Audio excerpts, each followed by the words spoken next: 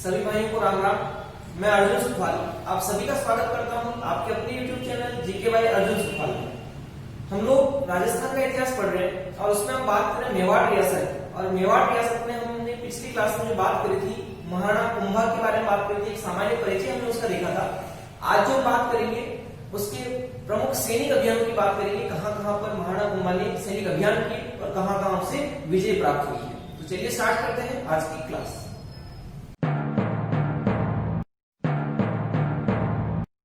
महाराणा कुंभा के प्रमुख सैनिक अभियान।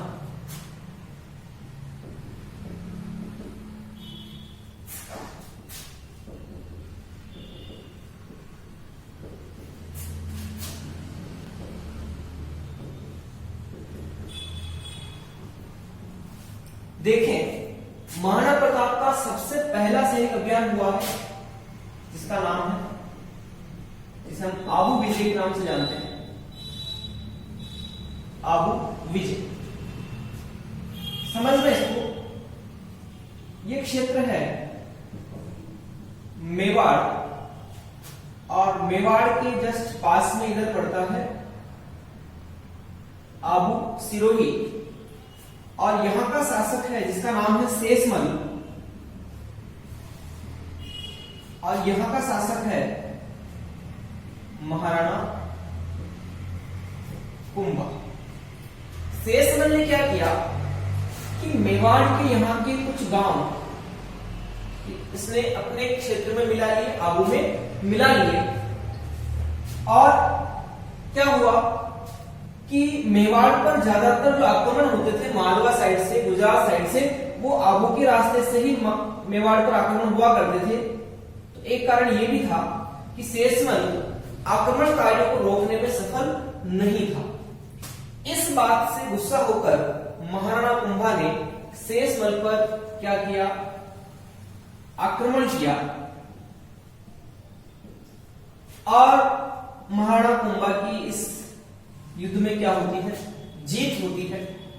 और इस जीत के उपलक्ष्य में इसने जो सिरोही क्षेत्र था यहां पर दो दुर्ग बनवाए।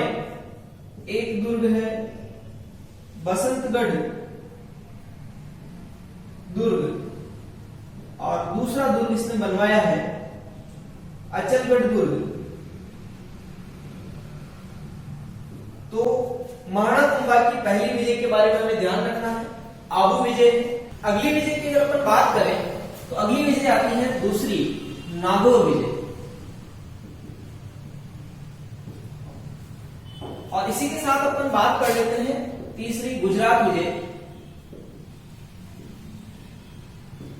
समझना पिक्चर क्या है। नागौर दुर्ग है ये लो साहब आपका नागौर दुर्ग। और यहां पर दो भाई हैं, एक का नाम है शम्स खां और एक का नाम है नासिरुद्दीन। शम्स खां शासक बनना चाहता था, लेकिन इनके पिताजी ने नासिरुद्दीन को उत्तराधिकारी घोषित कर दिया और अगला शासक जो नागौर का बनेगा वो नासिरुद्दीन बनेगा। तो इस बात से शम्स खां थोड़ा सा क्या हो गया, नाराज हो गया और ये चला गया सहायता मांगने किसके पास, महाराणा कुंभा के पास।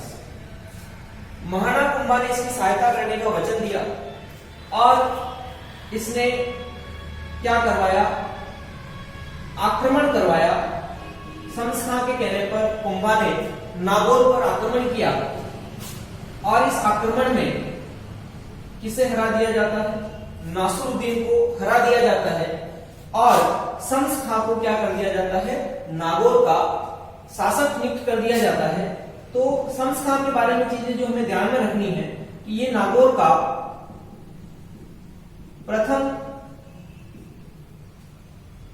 स्वतंत्र मुस्लिम शासक है, स्वतंत्र मुस्लिम शासक। दूसरी चीज, जब महाराणा कुंभा ने शम्स खां को शासक बनाया तो इससे कुछ बातें ध्यान रखने की कहा कि गो हत्या निषेध रहेगी,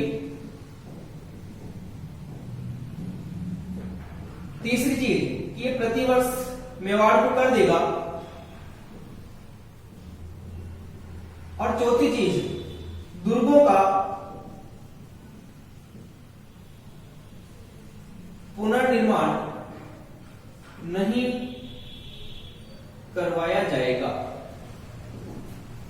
कुछ समय बाद जब संस्था शासक बन जाता है और काफी समय निकलने के बाद संस्था अपने आप को धीरे धीरे क्या करता है, स्वतंत्र शासक घोषित कर देता है। और जो ये शर्तें थी, गो हत्या निषेध, दुर्गों का पुनर्निर्माण नहीं करवाना, साम्राज्य विस्तार नहीं करेगा, ये कुछ शर्तें थी। तो इन शर्तों की इसने धीरे धीरे क्या कर दी, अवहेलना प्रारंभ कर दी। अब गो हत्या इसने प्रारंभ करवा दी वापिस, दुर्गों का पुनर्निर्माण करवाने लग गया, अपने साम्राज्य को भी धीरे धीरे बढ़ाने लग गया। कर देने से भी उसने मेवाड़ को मना कर दिया। तो महाराणा कुंभा ने इस पर आक्रमण किया और इस आक्रमण में संस्था को पराजित कर देता है और कुंभा नागौर दुर्ग पर अधिकार कर लेता है। अब क्या होता है कि ये संस्था आ जाता है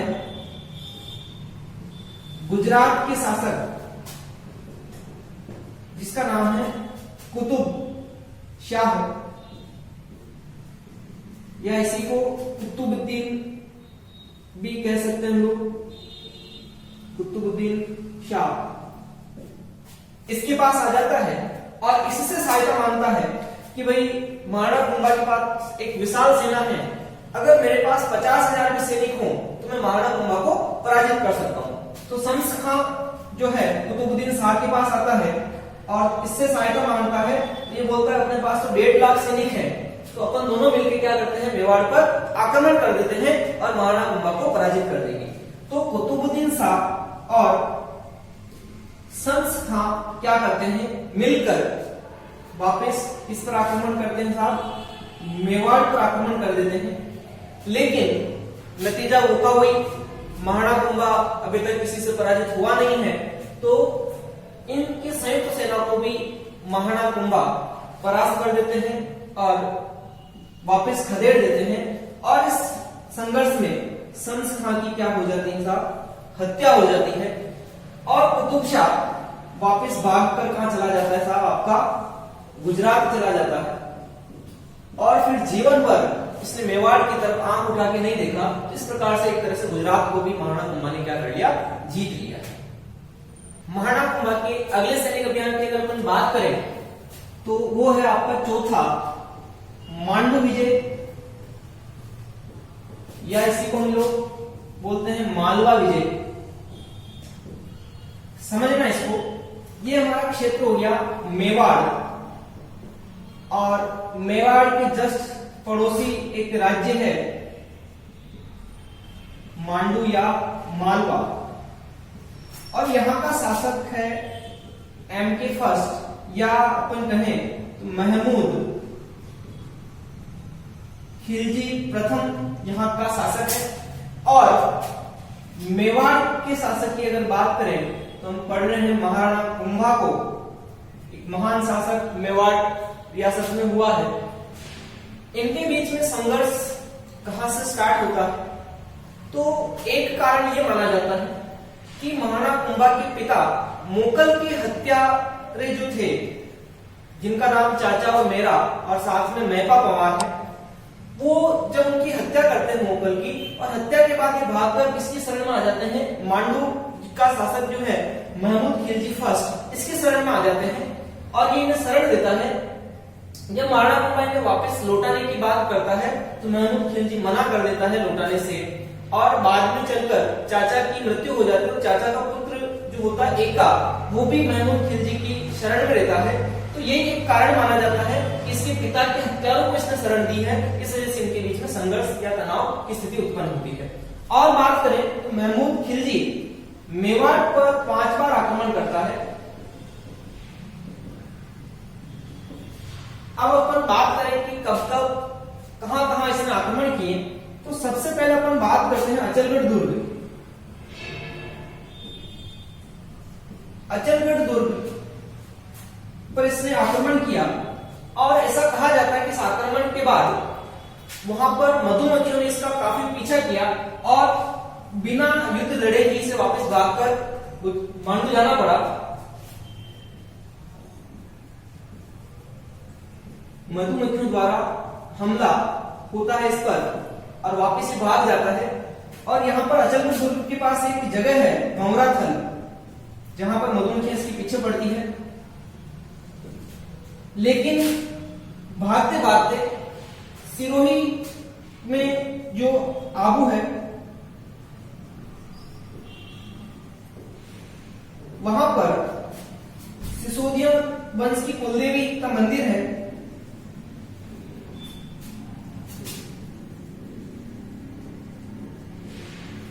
बाण माता का, इस बाण माता मंदिर को ये काफी क्षति पहुंचाता है, तहस नहस कर देता है मंदिर को।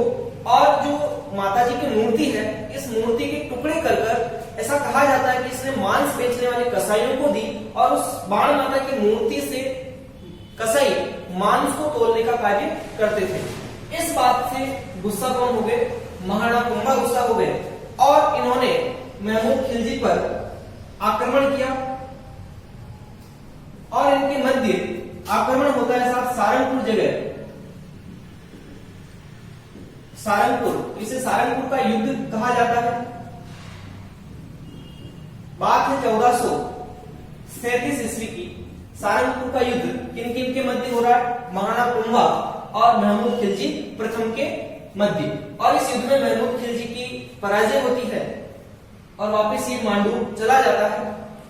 और इस विजय के उपरांत में या इस विजय के उपलक्ष्य में महाराणा कुंभा विजय स्तंभ या कीर्ति स्तंभ का निर्माण करवाते हैं।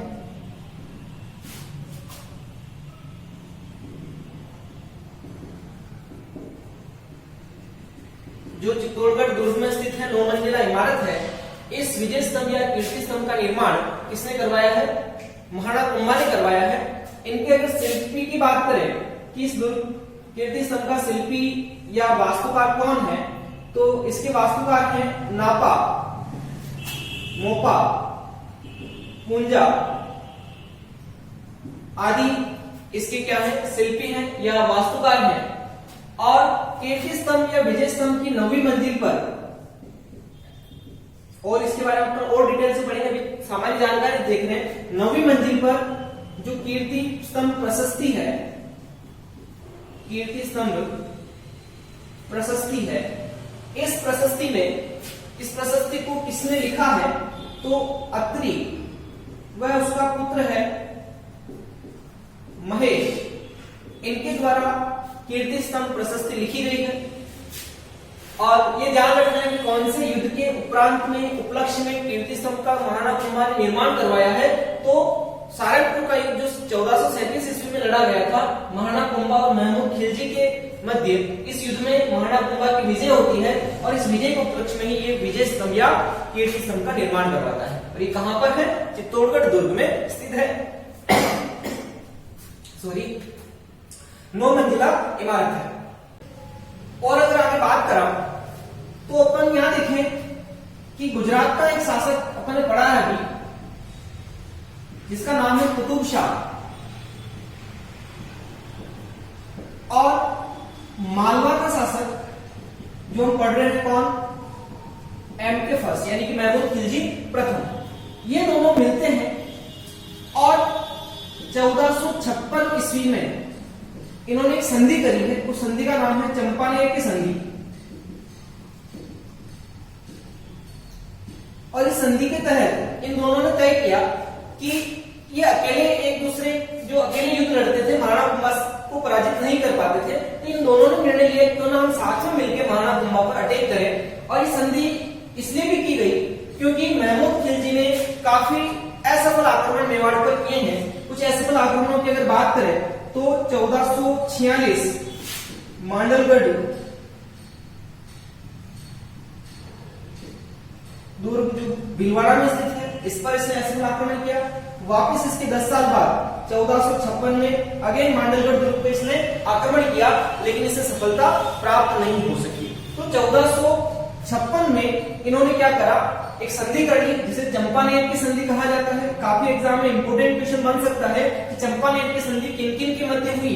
तो गुजरात का शासक है कुतुब शाह या कुतुबुद्दीन शाह जिसे कहते हैं, और मालवा का शासक है महमूद खिलजी प्रथम। इन दोनों के मध्य चंपारण की संधि हुई है और इस संधि के तहत ये दोनों मिलकर मेवाड़ पर संयुक्त रूप से आक्रमण करते हैं, लेकिन इस आक्रमण में भी इन दोनों की संयुक्त सेना को महाराणा कुंभा पराजित कर देते हैं। इसके बाद इनके मध्य 1457 ईस्वी में एक युद्ध होता है जिसे बदनौर का युद्ध कहा जाता है, बदनौर का युद्ध। और ये युद्ध किन किन के मध्य है? महाराणा कुंभा और महमूद खिलजी के मध्य होता है और इस युद्ध में भी किसकी जीत होती है? महाराणा कुंभा की जीत होती है। और इस जीत के उपलक्ष्य में इसने बदनौर में एक मंदिर का निर्माण करवाया जिसका नाम है खुशार माता जी का मंदिर। खुशार माता जी का मंदिर किसने बनवाया है? महाराणा कुंभा ने बदनौर, जो वर्तमान भीलवाड़ा का क्षेत्र है, यहाँ पर इसने खुशाल माता जी का मंदिर बनवाया है। तो आज की क्लास में हमने महाराणा कुंभा के महत्वपूर्ण सैनिक अभियानों के बारे में बात करी, महत्वपूर्ण विजयों के बारे में बात करी। आज की क्लास में बस इतना ही। अगली जो और अपन महाराणा कुंभा के बारे में देखेंगे, अभी उसके स्थापत्य कला बाकी है, तो वो देखते हैं हम कल की क्लास में। तब तक के लिए जय हिंद, जय भारत।